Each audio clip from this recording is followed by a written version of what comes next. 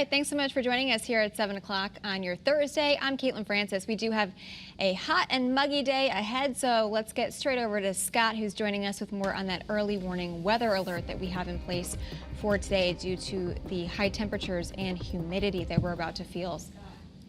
That's right, Kate. Good morning, everybody. Hi, it's 7 o'clock straight up. Let's get to it. Our live Doppler radar dry. That's not why we're in early warning weather alert mode. We're in early warning weather alert mode because of the heat and the humidity. It's going to feel like it's between 100 and 105 during the day today. So we've issued an early warning weather alert for today and tomorrow as we're expecting oppressive humidity and heat indice values, again, between about 100 and 105 both days. Scattered afternoon showers and thunderstorms are likely tomorrow, some of which could produce locally heavy rainfall because the air is just so saturated, and they're just going to kind of sit over certain areas, producing locally heavy rainfall. So there could be some poor drainage flooding tomorrow afternoon and evening. In the meantime, a heat advisory is in effect for all 8 counties today and tomorrow. Air quality alert in effect for today. Going to be a little tough to breathe out there for those in the sensitive categories, the very young, the very old, those with respiratory problems. Seek out the air conditioning. We have fog out there as well. I'm going to show you some iCams coming up in just a bit. Half a mile in Waterbury, a quarter of a mile in Chester. At least Chester, you went from goose eggs to a quarter of a mile. Not a great rise. Look at Groton, 0. New Haven, a quarter of a mile. So fog is certainly an issue this morning. And look at the fog in Mystic. That wasn't there. Isn't that incredible? That wasn't there like a half an hour to 45 minutes ago. It really has rolled on in. So tough going in Mystic. You can just see a pedestrian in the left-hand portion of your screen, in the middle of the screen, walking out of the shot, but barely making them out. All right, temperatures out there. Whoa, it's soupy. 74 right now at Brainerd, 75 in New Haven. Yeah, those numbers are substantially above average. 63, 64 is the typical overnight low. We're about 10 to 11 degrees above that. And look at the dew points already predominantly in the low 70s, folks. I mean, we do have a couple of upper 60s, but predominantly in the low 70s, and that's where they stay during the day today. So Woodbridge, 70 with a dew point of 70.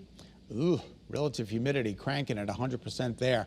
69 in Storrs, 64 in Winstead, 73 in Berlin with a 72-degree dew point. That's tough as well. Our satellite and radar, not a lot going on. Let's take a look at Futurecast, tomorrow's weather today. Now, later this evening, right around 7 o'clock, I'm going to try and bring in a brief shower here. It's very isolated in nature for northwest and southwest Connecticut. That fizzles out. And then tomorrow afternoon, we run a better risk for some scattered showers, maybe a brief thunderstorm with some locally heavy rainfall that could produce some poor drainage flooding. This is 3 p.m. This is 4 p.m. You get the point, right through 11 o'clock tomorrow evening. Then that kind of winds down. The winds are calm right now, but it's going to be a breezy day today with sustained winds anywhere from 15 to 20 miles an hour. So at least the air will be moving. Mild and humid to start. The heat is on. More of the same for tomorrow. Here's the breakdown. 92 to 98 degrees today. Sunny with high humidity. More foggy iCams for you. Waterbury, look at the fog there draped across the landscape. Be careful out there. You can see the fog all the way in the distance in New Haven as well. And we'll take you to New London right now as the Crosstown Ferry makes a departure with some good visibility.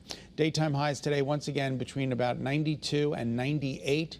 Your 7-day forecast includes heat and humidity for the foreseeable future. That's a tough-looking 7-day forecast. 7:04 is now the time. Caitlin, we'll send it back to you. All right, thanks, Scott. We're following some breaking news out of Bridgeport. A 5-month-old is missing. Police are asking for your help finding this baby and his mother. You see them both here on your screen. Police say Oliver Ortiz and his mother, 15-year-old Emily Benitez, were last seen together in Bridgeport just a week ago on July 26th. Anyone with information on their whereabouts is asked to call Bridgeport Police immediately. New at 7 o'clock, Camden police say a pedestrian died after being hit by a car on Dixwell Avenue Tuesday. Pinpoint News Tracker shows us exactly where this happened, and police say the victim was crossing right by George Street. That victim, 36-year-old David Welch, was treated by first responders on scene, but he died at the hospital. Police say the driver, who has not been identified, stayed on scene and is cooperating with investigators. In Hartford this morning, police are investigating an early morning shooting that sent a teenager to the hospital. This all happened on Pershing Street near Tower Avenue. Channel 3 Eyewitness News reporter Marcy Jones has a deeper look at the gun violence seen in the city recently. The most recent case of gun violence in Hartford happened just before 12:30 this morning. When officers responded to the area of 81 Pershing Street, they located a 15-year-old boy suffering from gunshot wounds. Thankfully, he's expected to be okay. However, this incident raises a larger concern over the sheer number of shootings in the area. This marks Hartford's 88th shooting investigation this year. Earlier this week, the capital city reached 23 homicides, which has the community fed up. I'm sure it bothers everyone. No one wants to hear a number that high. If things are heating up, if there's disputes, if you know there's going to be a gun involved in a situation, we ask that you call us so we can get there, try to prevent something from happening. Marcy Jones, Channel 3 Eyewitness News. On to a terribly disturbing story that we're following out of Portland this morning. A horse trainer is facing animal cruelty charges after state investigators say she tortured several horses. Channel 3 Eyewitness News reporter Roger Suzanin is joining us now live in Portland, where these shocking crimes allegedly took place. Roger, this investigation has really stunned so many people who live in the area. Caitlin, you were absolutely right about that. You know, so many people here in Portland tell us they were absolutely shocked about this animal abuse investigation. I can tell you, though, multiple eyewitnesses told investigators that they did watch the crimes as they happened, apparently right out in the open. The White Birch Farm in Portland is a pretty well-known small business that offers horseback riding lessons and shopping. But state investigators say the farm is also now a crime scene. One of the trainers, 30-year-old Alexis Wall of East Hampton, is accused of abusing the horses she was supposed to take care of. Investigators say she mutilated, beat, injured, and withheld water from some of the horses on the farm. An anonymous tip kick-started the investigation, and officers say 4 eyewitnesses backed up the complaint. One claims that during a lesson, Wall explained that inflicting pain was a necessary part of training, and that Wall would hit horses in the face with lead ropes and encouraged everyone attending to do the same. And another told animal control officers they saw Wall get angry at one horse's behavior, so she took his head and slammed it into the wall. People who live in the area hope if the allegations are proven to be true, Wall never works with animals again. A person that is doing that should not be in that business, and I would never support anyone that would allow that to happen for so long. Wall now faces 20 counts of animal cruelty. She is scheduled to appear in court next month. By the way, we did reach out to the owner of the White Birch Farm. They did not have any comment that they wanted to make on camera. Reporting live in Portland, I'm Roger Suzanin, Channel 3 Eyewitness News. All right, Roger, thank you. Today, the state trooper accused of brutally beating a woman will be back in court. 29-year-old Jamie Salas turned himself into Vernon police yesterday as he faces even more charges. He was just in court Tuesday.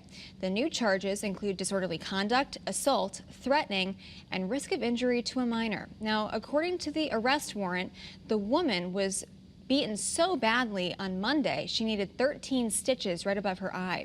She spoke with police and told them she had been attacked by this man at least 40 times in the past year. His police powers have been suspended.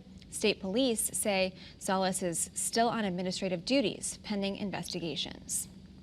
Now on to a big story out of stores this morning. UConn women's basketball star Paige Beckers is out for the upcoming season. She took to Instagram to share the news that she tore her ACL, an injury with a long post-op recovery. Paige was out most of last season for an injury to the same knee, and it wasn't only her team that felt her absence on the court.